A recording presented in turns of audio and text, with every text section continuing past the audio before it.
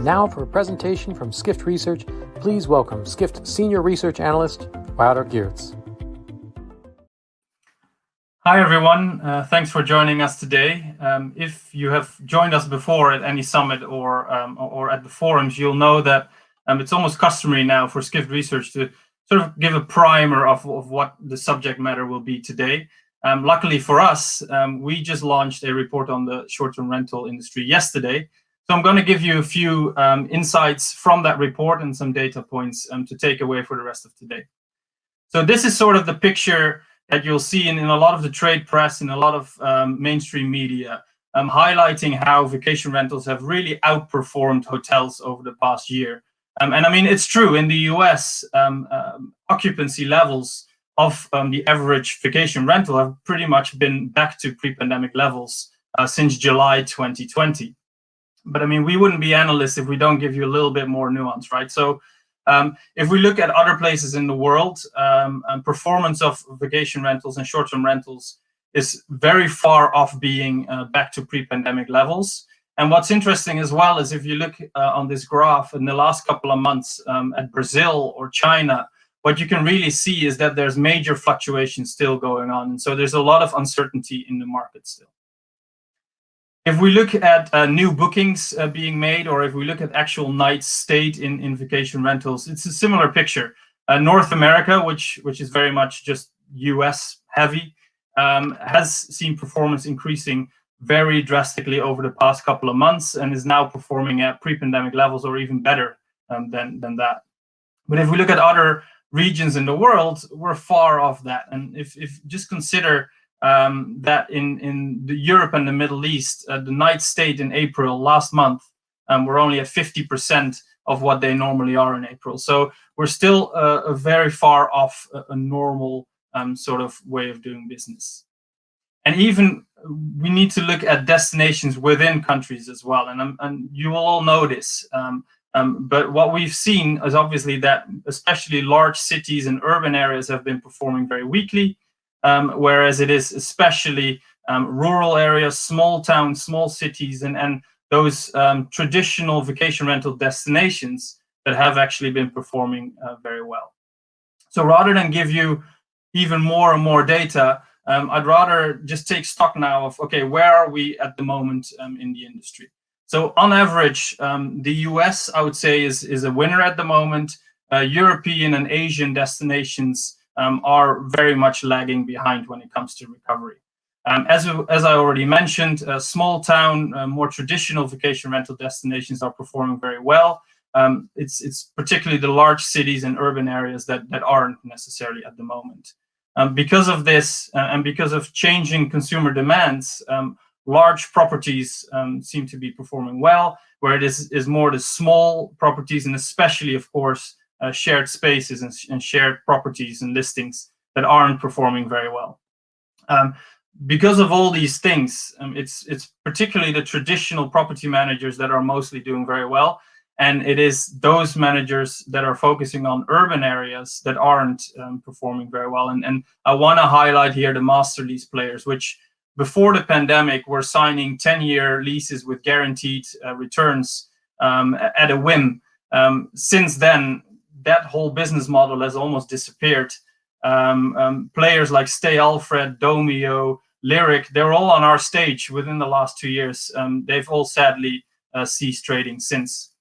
When we look at the platforms, I think Vbro, obviously heavily focused on the US market, heavily focused on larger properties in those traditional vacation rental destinations, has been performing very well. And also metasearch platforms, we believe, have been performing well. They were sort of being pushed out before the pandemic by Google. But since then, they've sort of found a new lease of life, especially now since there is so much demand and there is a bit of a constriction of supply. People want to know where there is any availability, and metasearch is obviously great for that. On the other hand, we could argue that Booking.com and Airbnb are, or at least were, some of the losers of this pandemic. Airbnb, especially in the beginning, was very hard hit. Obviously focused very heavily on urban rentals. Since then, I mean, it has done very well. It's pivoted more towards destination rentals. it's obviously had the largest travel IPO in history, so they're doing pretty well at the moment. Booking.com's weakness really comes from the fact that they are so heavily European focused. So what does that mean for the overall industry?